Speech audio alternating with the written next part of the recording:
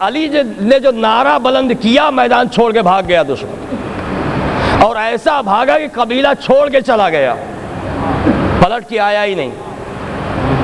بچے ہوئے لوگوں سے جنگ ہوئی جس میں عمرو کا بھائی اور عمرو کا بھتیجا دونوں مارے گئے۔ جنگ فتح ہو جانے کے بعد عمرو کی بیوی اور عمرو کی بیٹی گرفتار ہو گئے۔ عمرو ہے ہی نہیں کہ بچائے، یہ گرفتار ہو گئے۔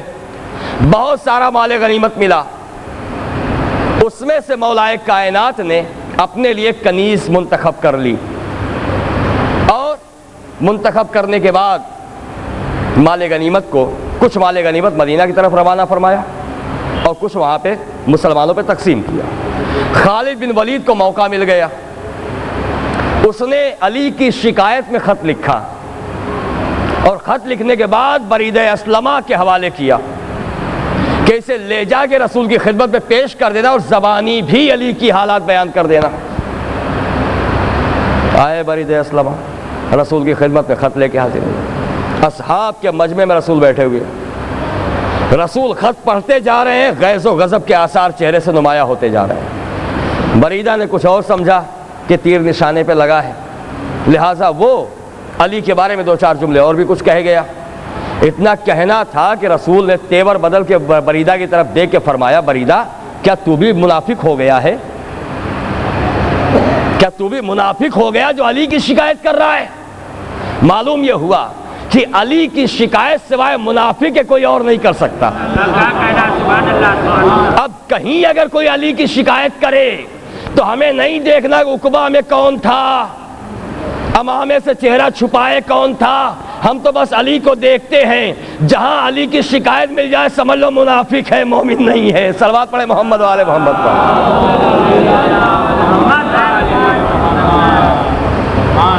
ڈانٹ کے پیغمبر اسلام نے فرمایا، بریدہ کیا تو بھی منافق ہو گیا ہے؟ تجھے خبر نہیں مال غنیمت میں ہر وہ چیز جو میرے لیے حلال ہے سب علی کے لیے حلال ہے، باقی کسی کے لیے نہیں، مگر ساری چیزیں جو میرے لیے حلال ہے سب علی کے لیے حلال ہے۔ اب اس سے بڑھ کر بھی دلیل خلافت کیا ہوگی مولا کی؟ قدم قدم پہ علی کی خلافت بلا فصل کا ایک ایک ثبوت فراہم ہوتا جاتا ہے، اور اس کے بعد خلیج سے ناراض ادھر مولائے کائنات پلٹے، خالد بن سعید کو وہاں پہ ٹھہرایا، وہاں کا انتظام خالد بن سعید کے حوالے کیا۔ عمرو بن معاذ پلٹ کر کے آیا اور خالد بن سعید سے ملاقات کی، اپنی بیوی اور اپنی بیٹی کو مانگا۔ خالد بن سعید نے کہا ٹھیک ہے لے جا۔ آیا، جب اس کی بیٹی اور بیوی اسے مل گئے تو شرمندگی کے عالم میں کھڑا ہے، مرتد بھی ہو چکا ہے، ظلم بھی کیا، سب کچھ کیا ہے، مگر ضمیر کہیں نہ کہیں ہے جو اسے اب اس وقت ہو کے دے رہا ہے۔ شرمندگی کے عالم میں کھڑا، سر جھکائے ہوئے، سامنے ہی ایک ذبح کیا ہوا اونٹ پڑا تھا، اس اونٹ کے چاروں پیر جمع کیے، سب اونٹ کو پورے ٹکڑے ایک پہ ایک تہ لگا کے جمع کیا، اپنی تلوار نکالی جس کا نام سمسامہ تھا، ایک بار میں پورے ٹکڑوں کو کاٹتا چلا گیا، اور پھر یہ تلوار اس نے خالد بن سعید کو تحفے میں دے دی اور مسلمان ہو گیا۔ اب جو مسلمان ہوا تو وفادار مسلمان ہوا۔ ایک صلوات پڑھے محمد والے محمد پر۔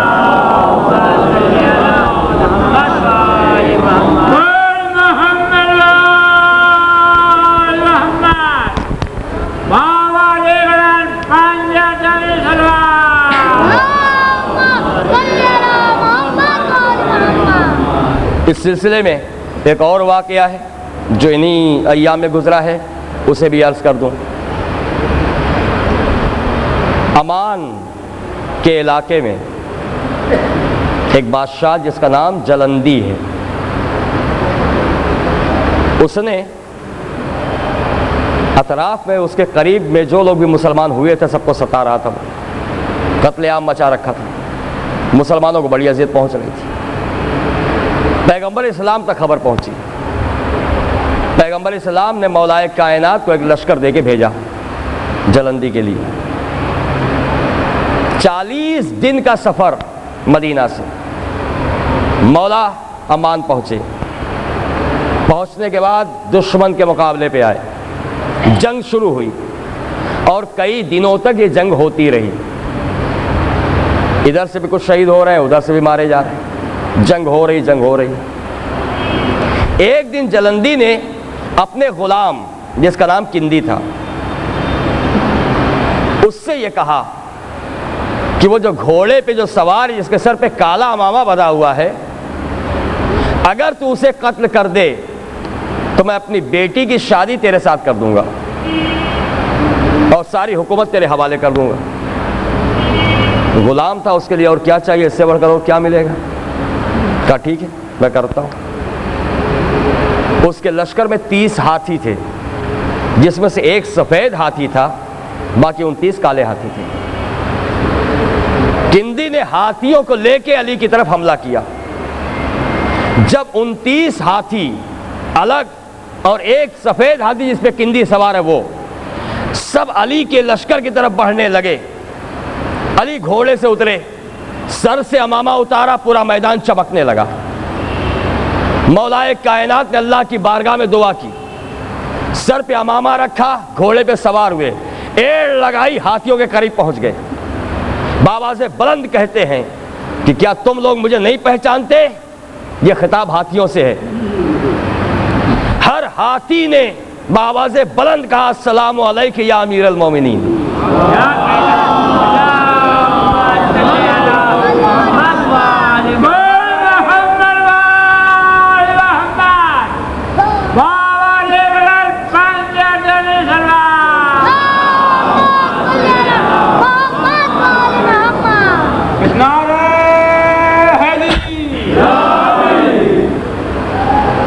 اس کے بعد ہاتھی کہتے ہیں ہم آپ کو بھلا کیسے نہیں جانیں گے، آپ پہ ایمان لائے ہیں، رسول پہ ایمان لائے ہیں، اللہ پہ ایمان لائے ہیں، مگر یہ جو سفید ہے یہ بڑا اکڑتا ہے۔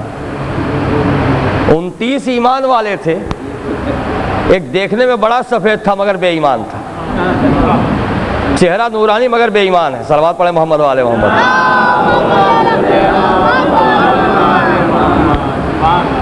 کہ یہ جو ہے یہ بڑا سرکش ہے، یہ نہیں مانتا۔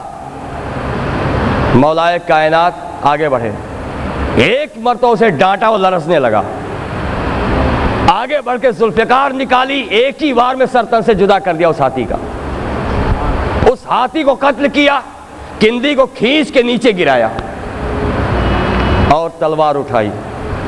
جیسے ہی تلوار اٹھی ادھر اللہ نے جبریل کو رسول کے پاس بھیجا، جبریل جلدی جاؤ، ادھر علی کی تلوار بلند، ادھر جبریل رسول کے پاس آئے، یا رسول اللہ علی کو روکو۔ رسول مدینے کی دیوار پہ کھڑے ہوئے، یا علی ٹھہر جاؤ، اسے نہ قتل کرنا۔ آواز رسول آئی، علی کی تلوار ٹھہر گئی۔ اب کندی جو اب کھچی ہوئی تلوار پہ اپنی آنکھیں بند کر چکا تھا تو میں مارا، جب تلوار گلے پہ نہیں آئی تو آنکھیں کھول کے حیرت میں دیکھتا ہے کیا بات، قتل کیوں نہیں کیا مجھے؟ علی کا جواب، میرے سردار نے مجھے منع کیا، رسول اللہ نے مجھے روک دیا، ورنہ اب تک تو تیرا سر تن سے جدا ہوتا۔ کہا کون ہے تمہارا سردار؟ کہا نگاہ اٹھا کے دیکھ۔ اب جو کندی نے دیکھا مدینے کی دیوار پر رسول نظر آ رہے ہیں۔ کندی حیران ہو کے پوچھا یہ کون؟ کہا یہ اللہ کے رسول ہیں۔ کہا یہ بتائیے اس مقام سے اس مقام کی دوری کتنی؟ آپ نے فرمایا 40 دن کا فاصلہ ہے۔ کندی حیرت میں دیکھ رہا ہے، 40 دن کا فاصلہ اور میں یہاں سے دیکھ رہا ہوں۔ مولا مسکرائے، اللہ کی قدرت میں کیا نہیں ہے۔ بس جیسے ہی سنا، کندی کہتا ہے کہ اب تک تو دشمن تھا مگر اب کلمہ پڑھ کے مسلمان ہوتا ہوں۔ صلوات پڑھیں محمد و آل محمد۔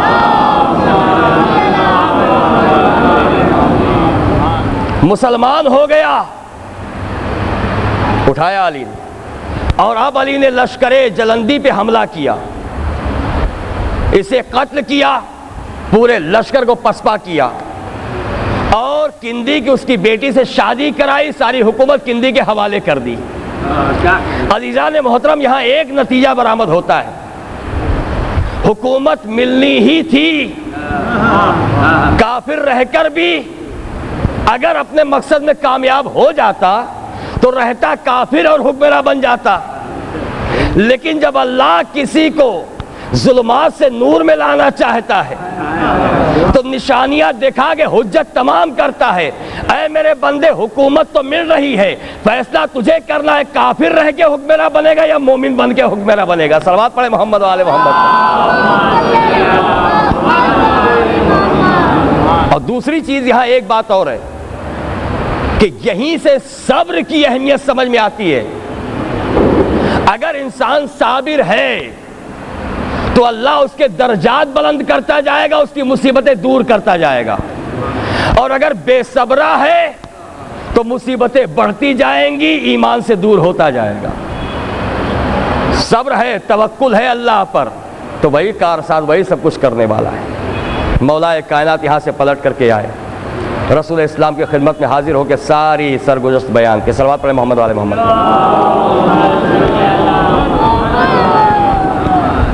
اور عزیزان محترم, اب مختصراً چونکہ میں عرض کر چکا ہوں جو مشہور واقعات آپ سنا کرتے, میں ان کو صرف سرسری طور پہ بیان کرتے ہوئے گزرنا چاہتا ہوں.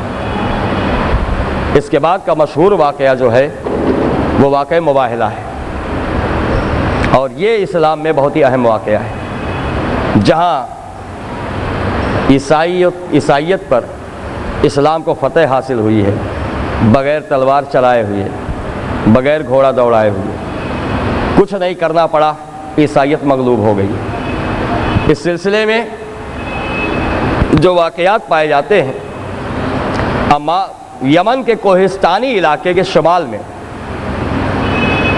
نجران کا پورا علاقہ ہے, اور یہاں 73 چھوٹی چھوٹی بستیاں آباد تھیں. یہ سب کے سب بت پرست تھے.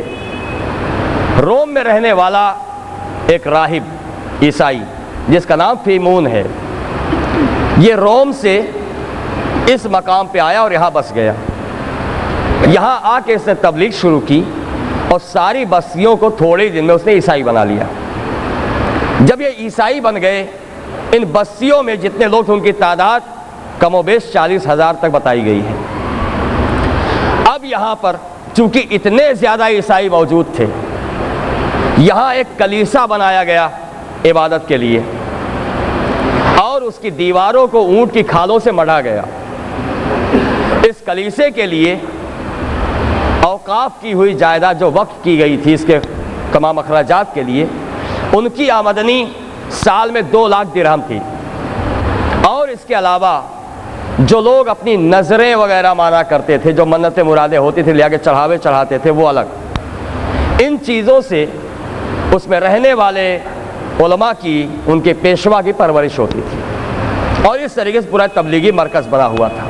چنانچہ دنیائے عیسائیت میں اس جگہ کو کعبہ نجران کہا جاتا تھا. یہ کلیسا جو ہے بڑی اہمیت کا حامل تھا پوری عیسائیت کی دنیا میں. پیغمبر اسلام نے اپنا قاصد بھیجا, دعوت اسلام دی. چونکہ یہاں علماء زیادہ تھے اس لیے کہ مرکز تھا عیسائیوں کا, اور جو علماء تھے وہ نہ صرف توریت و انجیل بلکہ تمام ائمہ کے, تمام انبیاء کے صحبے پڑھے ہوئے تھے.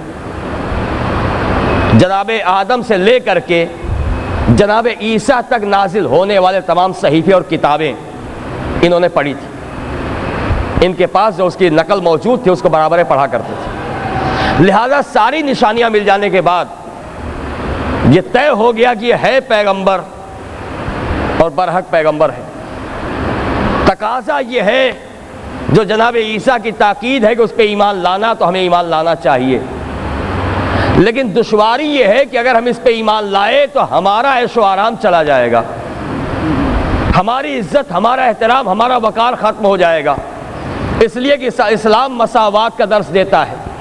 یہاں کلمہ پڑھنے والے سب بھائی بھائی ہیں, نہ کوئی بڑا ہے نہ کوئی چھوٹا ہے. تو جو چھوٹے تھے ان کو تو کوئی فکر ہی نہیں ہے, وہ تو اپنے علماء کی طرف نگاہ اٹھائے ہوئے ہیں. علماء فیصلہ کرے تو ہم مانے, وہ بیچارے جاہل کیا جانے, انہیں کہاں خبر ہے. علماء اپنی گدی بچانے کے چکر میں پڑے ہوئے کہ اگر ہم کلمہ پڑھ لیں گے تو ہم کہاں رہیں گے, آج جو مل رہا ہے نہیں ملے گا. لہذا کچھ ایسا کیا جائے کہ معاملہ ٹل جائے اور ہمارا وقار بھی باقی رہ جائے۔ عزیزان محترم، بس علماء میں جو یہ ایک حرص پائی جاتی ہے کہ قوم میں ہمارا احترام، ہماری عزت، یہی ہے جو قوم میں اختلاف پیدا کرتی ہے۔ قوم کو قوم سے لڑانے والے یہی ہوتے جو سردار ہیں۔ قوم کبھی آپس میں لڑنے کے لیے آمادہ نہیں ہوتی، ہر ایک ایک دوسرے سے گلے ملتا ہے، کوئی کسی کا گلا کاٹنے پہ تیار نہیں ہوتا جب تک کہ انفرادی کسی سے کوئی دشمنی نہ ہو جائے۔ عوامی طور پر، اجتماعی طور پر کبھی کوئی فساد نہیں ہوتا۔ فساد جب بھی ہوتا ہے ہمیشہ رہبروں کی وجہ سے، سرداروں کی وجہ سے، علماء کی وجہ سے ہوتا ہے۔ علماء وہ ہوتے ہیں جو اپنا اقتدار چاہتے ہیں، علماء وہ ہیں جو اپنی عزت اور اپنا احترام چاہتے ہیں، اور اس عزت و احترام کے لیے جب وہ یہ دیکھتے ہیں کہ ہم سے بڑا کوئی عالم موجود ہے تو اپنی دنیا الگ بنانے کی کوشش کرتے ہیں، لہٰذا قوم میں اختلاف کھڑا ہونے لگتا ہے۔ عزیزو، اسلام میں آج جو اتنے فرقے بنے ہیں یہ سب عالموں کی دین ہے، عوام کی دین نہیں ہے۔ صلوات پڑھیں محمد والے محمد پر۔ یہ جو نئے نئے راستے نکالے جاتے ہیں، نئی نئی باتیں آتی ہیں، کہاں سے آتی ہیں؟ اور وہی نہیں، میں نے کوشش تو کی تھی کہ میں امام زمانہ تک پہنچ سکوں، لیکن نہیں پہنچ سکا۔ رمضان ختم ہونے پر آئے اور رسول اسلام ہی کی حیات پر ہماری گفتگو چل رہی ہے، انشاءاللہ شاید اسی پر ہماری گفتگو تمام ہو جائے گی۔ اگر کبھی موقع ملا تفصیل سے عرض کروں گا، مگر یہاں ایک بات عرض کر دینا چاہتا ہوں۔ آپ دیکھیں کہ کیسے کیسے لوگ راستے بدلتے ہیں۔ امام زمانہ علیہ السلام کی غیبت صغرا کا عالم، پہلے نائب عثمان بن سعید، ان کی نیابت میں تو کچھ نہیں ہوا، جو جہاں ہے سب اپنی جگہ صحیح ہے۔ عثمان بن سعید کے وفات کے بعد آپ کے بیٹے محمد بن عثمان کی نیابت آئی۔ جب محمد بن عثمان کو امام زمانہ نے اپنا نائب خاص مقرر فرمایا تو اب دیکھیے ایسے علماء جس میں نصیر تمیری، شیعہ علماء کی بات کر رہا ہوں، احمد بن ہلال، شلم غانی، یہ شیعوں میں ممتاز علماء تھے، اور یہ وہ تھے جنہیں 10ویں امام کی صحبت بھی حاصل تھی، 11ویں امام کے ساتھ بھی رہے، 2 اماموں کے ساتھ رہنے کا شرف حاصل تھا۔ اس کے باوجود محمد بن عثمان کی نیابت کے دور میں یہ دین سے نکلے، اپنی الگ دنیا بنائی۔ آپ اندازہ کہ یہ اجتہاد کی منزلوں پر رہنے والے لوگ ہیں، یہ کوئی آج کی پیداوار نہیں ہے، زمانے سے چلے آ رہے ہیں ایسے لوگ، جسے امام کی صحبت حاصل، انہوں نے کیا عقیدہ پھیلایا، معاذ اللہ کی امام علیہ النقیل اسلام نبی ہیں۔ یہ شیعہ عالم تھا، اور کاہے کے لیے کیا ہے سب؟ پہلی بات تو خمس کی رقم ہمارے پاس آئے، مال بہت خطرناک ہوتا ہے۔ دوسری چیز شلمغانی کا تو یہ معاملہ ہے، ایک قبیلے پر، ایک علاقے پر محمد بن عثمان نے انہیں بھیجا تبلیغ کرنے کے لیے، سمجھانے کے لیے، سکھانے کے لیے، ان سے کہہ دیا دیکھو ان کا خیال رکھنا۔ ان بیچاروں نے عقیدت میں جو خیال رکھنا شروع کیا تو ان کو کیا سوجھی، عیش و آرام جب ملا تو بس انہوں نے عقیدے بدلنا شروع کر دیے، 10ویں امام کی نبوت کا اعلان کر دیا۔ اب آپ اندازہ کریں گے کیا کیا ہے، پورا قبیلہ گمراہ کر کے رکھ دیا۔ تو عزیزان محترم، جب بھی اختلاف ہوا ہے، عوام کبھی اختلاف نہیں کرتی، عوام کبھی اختلاف نہیں کرتی، عوام ہمیشہ عبادت کرتی ہے، عوام خلوص کے ساتھ اپنی زندگی گزارتی ہے، عوام اتحاد چاہتی ہے۔ یہ جو رہبران بنے ہوئے ہیں یہ اپنی کرسی کے لیے قوم کو بانٹتے ہیں، فتنہ و فساد کھڑا کرتے ہیں، لیکن اس کے لیے مولائے کائنات نے ایک ہتھیار ہمیں دیا ہے، اس ہتھیار کو ہمیشہ ذہن میں رکھا کیجئے۔ وہ ہتھیار یہ ہے کہ مولا نے فرمایا ہے کہ یہ نہ دیکھو کہ کون کہہ رہا ہے، یہ دیکھو کہ کیا کہہ رہا ہے۔ جب یہ معیار تمہارے نزدیک ہوگا تو تم کسی کے عمامے سے، کسی کے لباس سے مروب نہیں ہوگے، بلکہ دیکھو کہ کہنے والا کہہ کے آ رہا ہے، حق کہہ رہا ہے کہ باطل کہہ رہا ہے۔ صلوات پڑھے محمد والے محمد پہ۔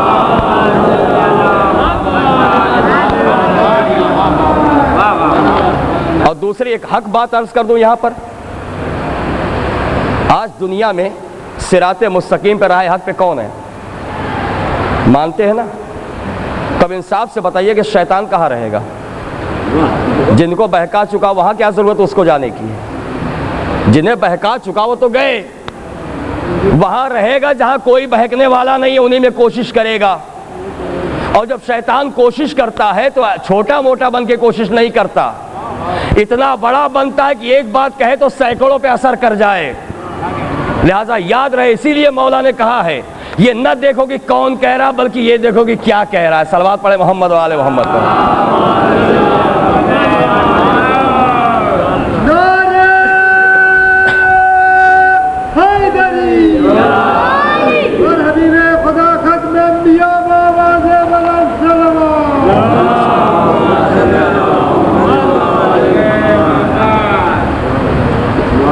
मुसलमानों में इख्तिलाफ पैदा करने वाले पूरी तारीख मेरी निगाह के सामने है। जितनी किताबें मैंने आज तक पढ़ी हैं और सबको समेट कर नतीजा पेश करूं तो यही नतीजा है। कौम कभी इख्तिलाफ नहीं करती, अवाम कभी इख्तिलाफ नहीं करती। आज कहीं राइट्स होते हैं तो कौन कराता है राइट्स? अवाम नहीं करने जाती। अवाम के जज्बात भड़काए जाते हैं, अवाम को उसमें मुलव्विस किया जाता है और लोग अपना मामला हल करते हैं।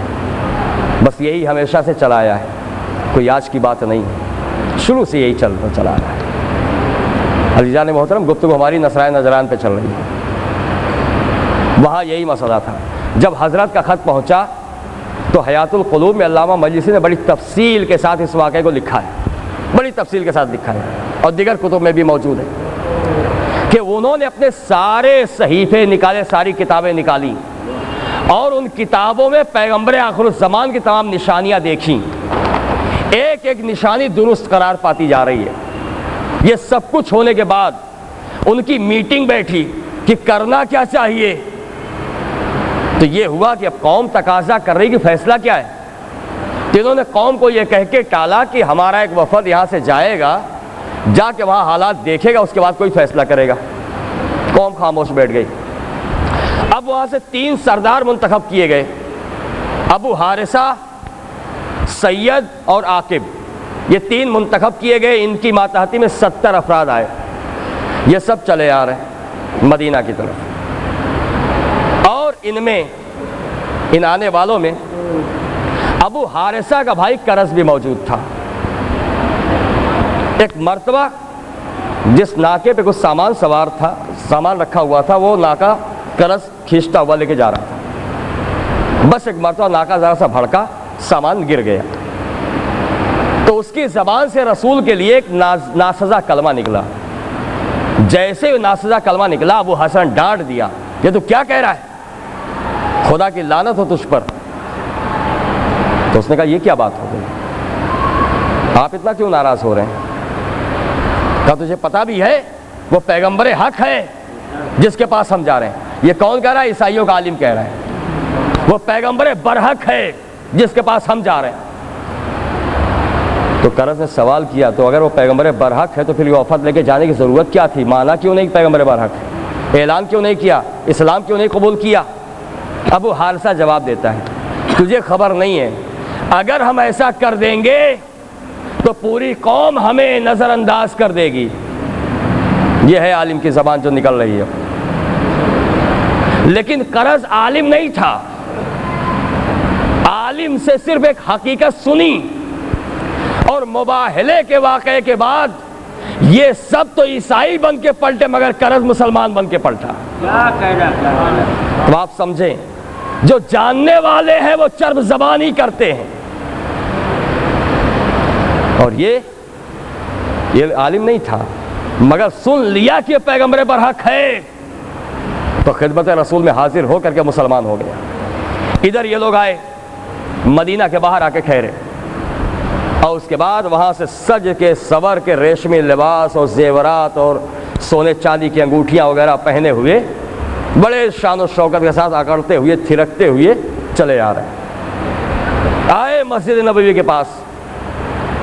सारे मुसलमानों के लिए जैसे तमाशा, जैसे बच्चों के लिए कोई खेल, कोई मदारी आ जाए, वैसे उनके लिए हो गया। सब देख रहे हैं, सब देख रहे हैं। ये लोग मस्जिद में आए। اور آنے کے بعد ان کی عبادت کا وقت ہو گیا، اپنی عبادت میں مصروف ہو گئے، اپنی عبادت جس رنگ سے بھی کر رہے تھے۔ مسلمانوں نے اعتراض کیا، پیغمبر اسلام نے دور سے انہیں منع فرمایا کہ ان کو ان کے طریقے سے عبادت کرنے دو، انہیں مت روکو۔ یہاں دو چیزیں ہیں، رسول کہتا ہے کہ یہ تمہارا نہیں ہے، یہ تمہارے مذہب میں نہیں ہے، یہ جیسے عبادت کرا اس کو کرنے دو۔ مسلمان کیا کر رہا تھا؟ اعتراض کر رہا تھا۔ رسول کے کردار میں، مسلمان کے کردار میں تضاد جو سامنے آ رہا ہے، اس تضاد کو آپ غور کریں۔ عزیزان محترم، یہ تضاد آج بھی ہے کہ بہت سارے لوگ ہیں جو دوسروں کے عمل پہ اعتراض کرتے ہیں، لیکن سیرت رسول یہ ہے کہ جب تک وہ تمہارے دین میں داخل نہ ہو جائے تمہیں اعتراض کرنے کا حق نہیں ہے۔ ان پہ اعتراض مت کرو۔ حضرت چلے گئے، یہ اپنی عبادت سے فارغ ہوئے، اب پیغمبر اسلام کی خدمت میں حاضر ہونا ہے۔ حضرت اپنی چٹائی پہ بیٹھے ہوئے آئے، آ کے سلام کیا، پیغمبر نے رخ موڑ لیا۔ آپ نے سنایا واقعہ، بس اشارتاً گزرتا چلتا ہوں۔ حیران ہو گئے، دوسری مرتبہ سلام کیا حضرت نے، پھر دوبارہ رخ موڑ لیا، کوئی جواب نہیں دیا۔ اب پریشان باہر نکلے، کچھ سمجھ میں نہیں آ رہا ہے۔ تو ان کے ملنے جلنے والوں میں حضرت عثمان یعنی تیسرے خلیفہ اور عبد الرحمن بن عوف، یہ دو تھے جن سے ان کی ملاقات پہلے بھی ہوا کرتی تھی۔ اتفاق سے دونوں مل گئے۔ انہوں نے رسول کے بارے میں ان سے استفسار کیا کہ بلایا ہمیں، ہم آئے، اور اب ہم جب سلام کرتے ہمارے سلام کا جواب تک نہیں دے رہے، یہ کیسے رسول ہے؟ دونوں کی سمجھ میں نہیں آ رہا کہ کیا مسئلہ ہے۔ نہ عثمان کی سمجھ میں آیا، نہ عبد الرحمن کی سمجھ میں آیا۔ دونوں پریشان، کا بھائی یہ بات تو سمجھ میں نہیں آتی کہ کیا ہے، مسئلہ کیسے حل ہو کہ کیا بات؟ کوئی نگاہ میں آ بھی نہیں رہا کہ جو سمجھائے کہ مسئلہ کیا ہے۔ آخر نگاہ اٹھی اسی طرف جو ساری مشکلوں کو حل کرنے والا ہے، کہ علی حل کریں گے، چلو علی کے پاس۔ یہ سب کے سب علی کے پاس آئے، دونوں لے کے علی کے پاس آئے۔ کیا ماجرا ہے؟ انہوں نے بتایا کہ یہ کہہ رہے ایسی سی بات ہے، رسول السلام کا جواب تک نہیں دیا۔ اب مولائے کائنات نے سر سے پیر تک انہوں کو دیکھا، پوچھا کیا ایسے ہی گئے تھے؟ کہاں ایسے ہی گئے تھے؟ کہ یہ کوئی عالم کا طریقہ جس طریقے سے تم گئے تھے؟ جاؤ اپنے لباس اتارو، زیورات اتارو اور عالم کے لباس میں آؤ۔ گئے، جا کے لباس اتارا، زیورات اتارے، انگوٹھی وغیرہ اپنی جب سب اتاری، پیراہن پہنا، اور اس کے بعد اب آئے۔ اب جو خدمت پیغمبر میں آئے تو حضرت اپنی چٹائی سے اٹھے، استقبال کیا، اپنی چٹائی پہ بٹھایا۔ دونوں موقع آپ کے سامنے ہیں۔ جب شان و شوکت سے آئے تو رسول نے جواب سلام نہیں دیا، جب انکساری کے لباس میں آئے تو رسول نے اٹھ کے احترام کیا۔ تو ایک نتیجہ تو برآمد ہوتا ہے کہ رسول کے چاہنے والوں کا کردار یہ ہونا چاہیے کہ کسی کی شان و شوکت سے مروب نہ ہو، اگر کردار لائق احترام ہو تو احترام کرے، اگر کردار لائق احترام نہیں ہے تو کوئی کتنا ہی دولت مند ہو، کچھ بھی ہو، لائق احترام نہیں ہے۔ دوسری چیز یہ کہ یہاں سے ایک فیصلہ اور ہوا کہ اصحاب ملے، نہیں سمجھ سکے کہ رسول نے جواب سلام کیوں نہیں دیا۔ علی نے بتایا کہ جواب سلام کیوں نہیں دیا۔ معلوم یہ ہوا کہ جب اصحاب کی اتنی بھی وقات نہیں ہے، اصحاب کے اتنا بھی ذہن نہیں ہے، اتنی بھی سمجھ میں نہیں ہے کہ جو اتنی سی بات سمجھ سکے، وہ نظام اسلام کو کیا چلائیں گے؟ حکومت اسلام چلانا آسان بات نہیں ہے۔ جو مزاج رسول نہ سمجھ سکے وہ سنت رسول کیا سمجھے گا؟ صلوات پڑھے محمد والے محمد پر۔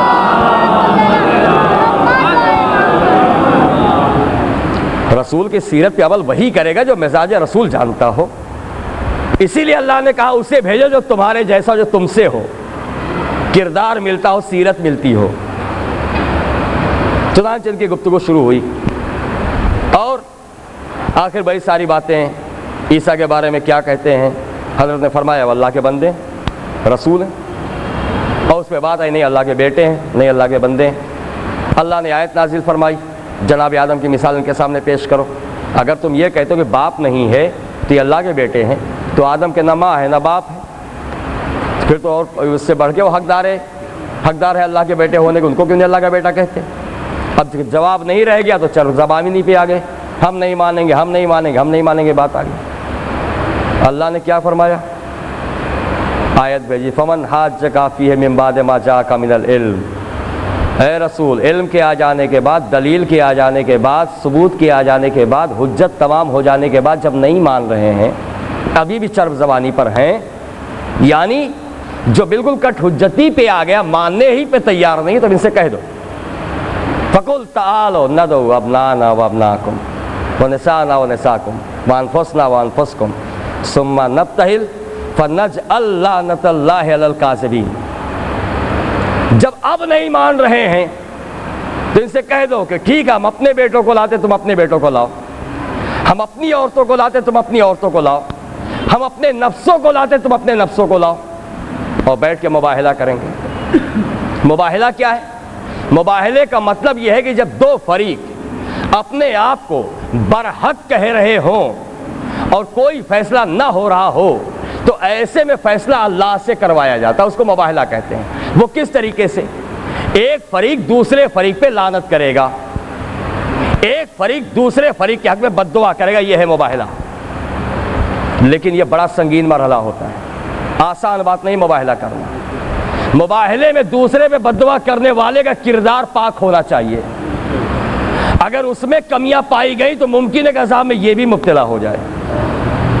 آسان نہیں مباہلہ کر لینا، مباہلے کے لیے کردار کی پاکیزگی ضروری ہے، ہر ایک کے بس کی بات نہیں ہے، اور یہ کوئی چھوٹا موٹا مباہلہ نہیں ہے، دنیای عیسائیت کا دنیا اسلام سے مباہلہ ہے، اللہ کے سلسلے میں مباہلہ ہے، اور ایک معصوم، ایک نبی کے بارے میں مباہلہ ہے۔ دونوں کے موقف کی بات ہے، کس کا عقیدہ صحیح ہے، کس کا عقیدہ غلط ہے، اس مسئلے پہ بات کا مباہلہ کریں، جھوٹوں پہ اللہ کی لعنت کریں، بات طے ہو گئی۔ اور اس کے بعد صبح ہوئی، چونکہ بات ہر طرف پھیل گئی تو صبح صبح سارے اصحاب رسول کے دروازے پہ، دیکھیں آج رسول کسے لے کے جاتے ہیں، آج کون جاتا ہے؟ نہ رسول کا کوئی بیٹا ہے، بیویاں تو ہیں، نفس کی بات ہے، نفس کیا ہوتا ہے آج پتہ چلے گا، نفس کیا ہوتا ہے، کون کتنا قریب ہے آج پتہ چلے گا۔ ادھر پیغمبر اسلام اس شان سے گھر سے برآمد ہوئے کہ گود میں امام حسین، انگلی پکڑے ہوئے امام حسن، ان کے پیچھے جناب فاطمہ زہرا، ان کے پیچھے مولا کائنات۔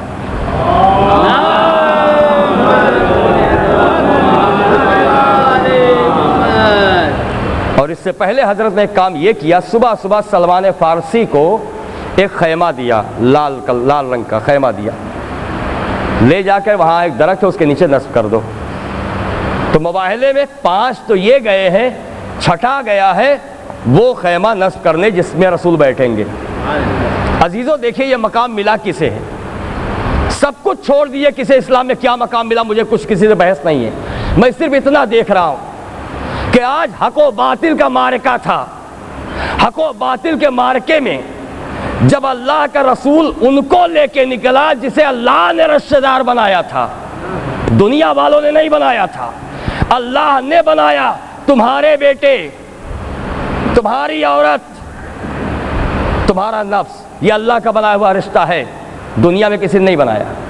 جب ان کو لے کے نکلنا تو اب ان کی خدمت کے لیے اتنے اصحاب میں کوئی نہیں سوائے سلمان فارسی کے۔ تو معلوم یہ ہوا کہ جب پنجتن پاک کا معاملہ آ جائے، اب پنجتن پاک سے نیچے اگر ہم کسی کو دیکھیں گے، اہل بیت کے بعد اگر کسی کو دیکھیں گے تو سب سے پہلا نام سلمان فارسی کا آئے گا۔ تو مجھے کہنے دیجئے کہ پہلے سلمان فارسی کا مقابلہ کرو، پھر علی کے مقابلے کی بات کرنا۔ صلوات پڑھے محمد والے محمد پر۔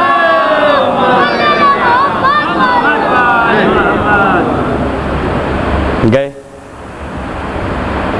اور اس کے جو نکات آپ سنا کرتے، بس اتنا عرض کرنا عزیزوں، 2 جملے یہاں پہ۔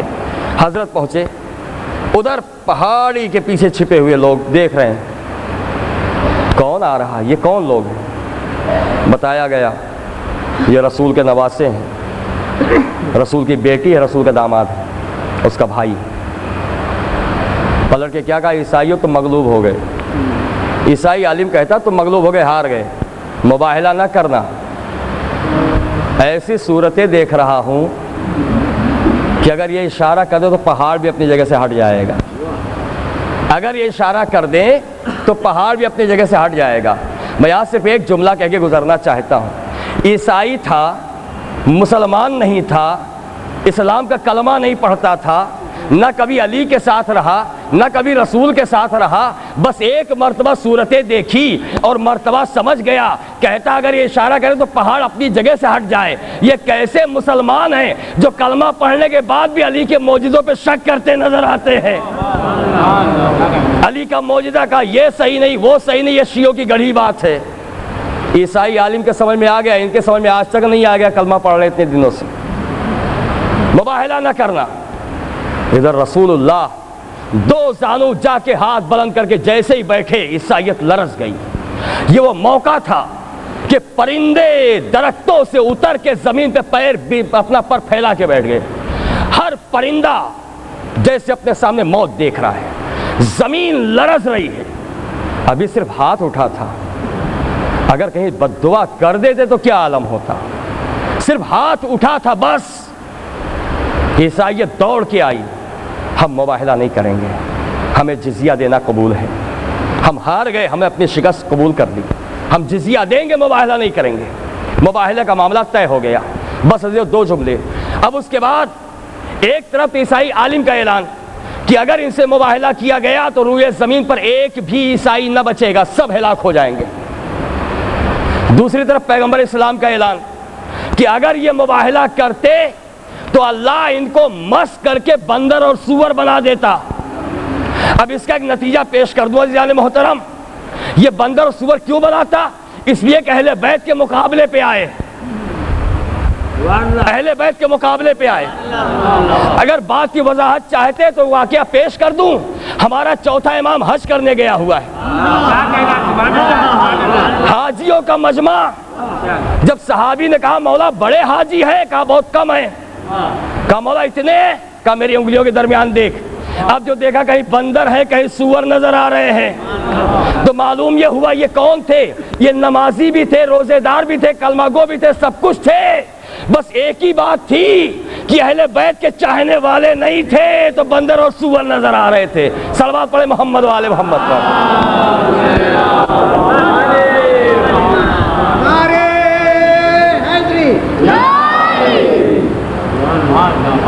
مباہلے کا مقام سر ہو گیا، اسلام کا پرچم بلند رہا، عیسائیت ہمیشہ کے لیے مغلوب ہو گئی اور حق نمایاں ہو گیا۔ حق ہمیشہ نمایاں رہتا ہے عزیزوں۔ حق پر کتنی بھی کوشش کی جائے دبانے کے لیے، حق کبھی نہ دبا ہے نہ دبے گا۔ اور اس کا سب سے بڑا ثبوت، جب لاکھوں کی فوج 72 کو نہ دبا سکی تو پھر اب کون حق کو دبا سکتا ہے؟ ایسے جاباز، میں معذرت چاہتا ہوں چند منٹ میں زیادہ لے لیے ہیں آپ کے، ایسے جاباز کربلا والے، ایک صلوات پڑھیں محمد علیہ محمد پر۔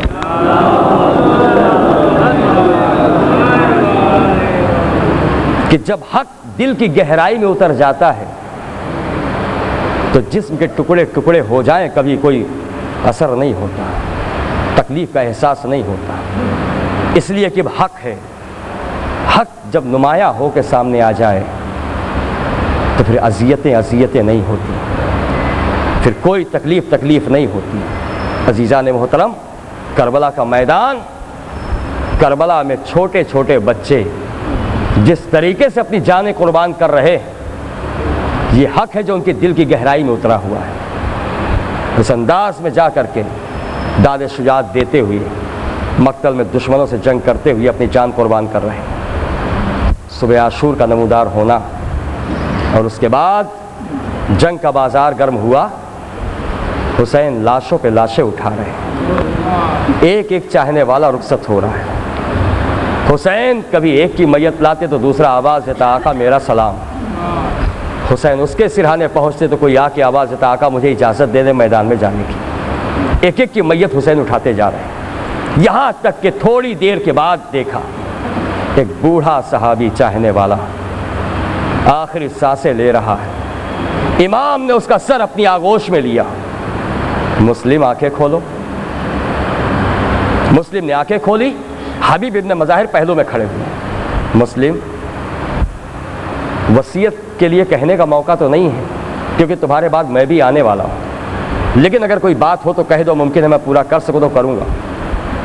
مسلم نے کہا کہ زوجہ کے لیے کچھ نہیں کہنا، بیٹے کے لیے کوئی وصیت نہیں ہے، ہاں حبیب ایک وصیت ہے، جب تک رہا اپنے امام کی خدمت میں رہا، جب تک رہنا مولا پہ آنچ نہ آنے پائے، حبیب ایک بھی تیر آقا کی طرف نہ جانے پائے۔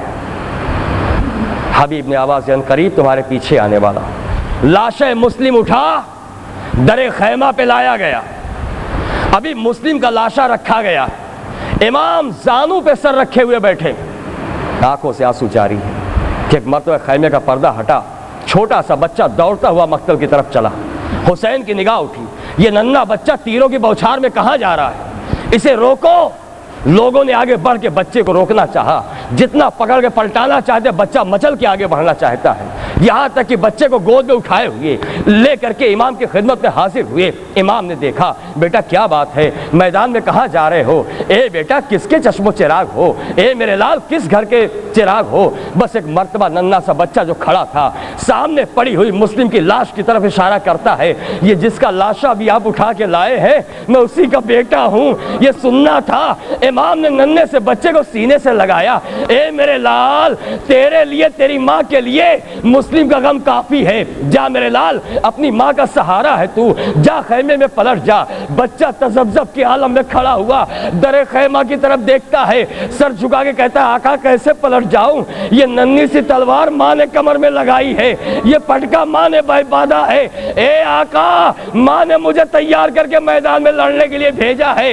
ادھر پس پردہ آواز آئی، مولا مسلم نے اپنی قربانی پیش کی، یہ اس غریب کا فدیہ ہے، رد نہ کیجئے گا۔